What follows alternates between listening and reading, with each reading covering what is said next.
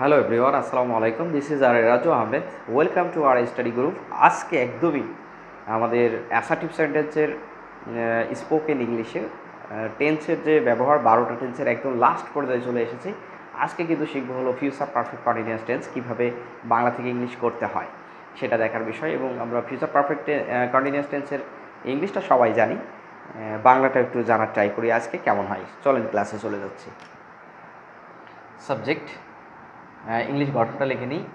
Will, তারপরে have, তারপরে অবশ্যই বিন ইউজ করতে হবে।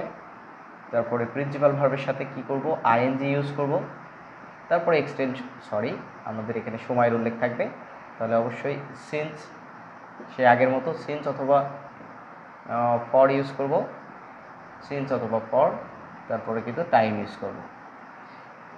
ফিউচার পারফেক্ট কন্টিনিউয়াস টেন্সের বাংলাটা একদমই ফিউচার কন্টিনিউয়াসের মতো, তে থাকবো তে থাকবে। যারা ফিউচার কন্টিনিউয়াস টেন্সের ক্লাসটা করেনি তারা অবশ্যই ব্যাক করে যান, এখনই ফিউচার পারফেক্ট কন্টিনিউয়াস টেন্সটা করে আসুন, তাহলে বাংলাটা বুঝতে সহজ হবে। এবং এটা একদমই ফিউচার কন্টিনিউয়াসের মতো বাংলা। সময়ের উল্লেখ থাকবে এখানে।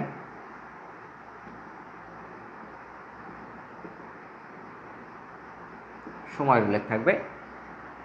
আমরা একটু বাংলাটা লিখে নিই। আমি 5 দিন ধরে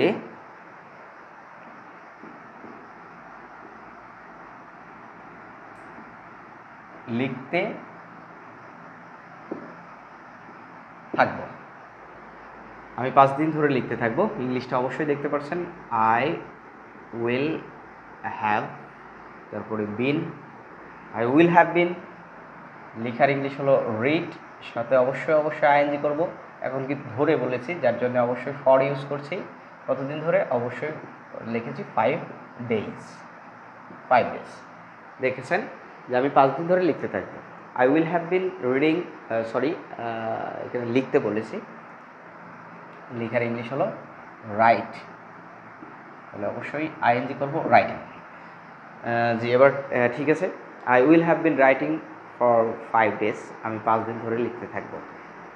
তুমি তুমি দিয়ে যদি বলি, তুমি 10 দিন ধরে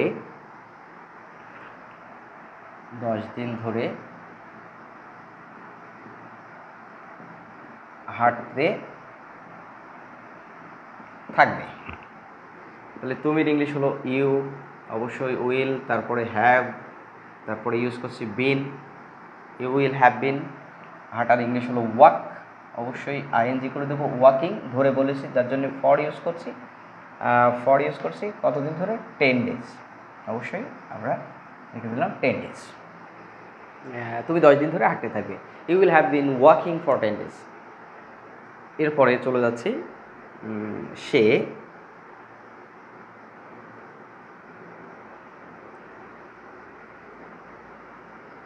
শুক্রবার থেকে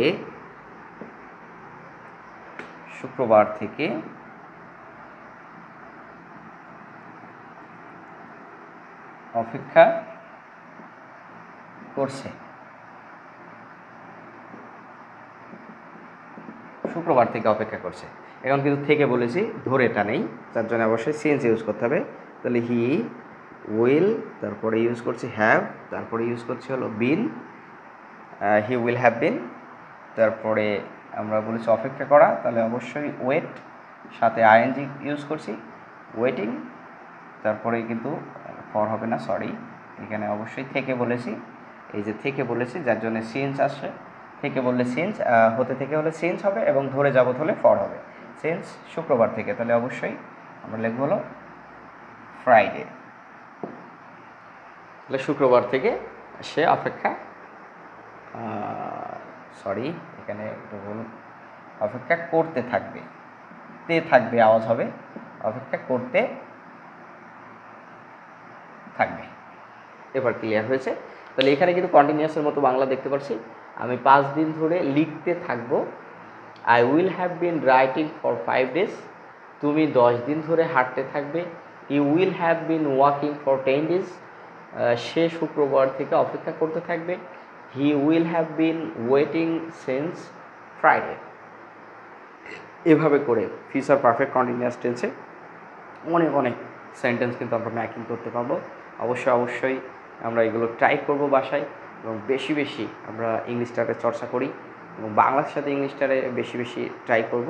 তাহলে আমাদের ফ্রি হ্যান্ড করতে গেলে বা আমরা যদি কোনো কিছু নিজের মনের ভাষাটা উপস্থাপন করতে চাই, তাহলে অবশ্যই বাংলা ভাষার সাথে ইংলিশটা জানা লাগবে। তাই সকলের জন্য এই প্রসেসটা। এবং নেক্সট ক্লাসে কথা হবে ইন্টারোগেটিভ সেন্টেন্স নিয়ে, কীভাবে বাংলা থেকে ইংলিশ করব এবং আমরা কীভাবে আনসারগুলো করব। আজ এ পর্যন্ত, সবাই ভালো থাকবেন, সুস্থ থাকবেন।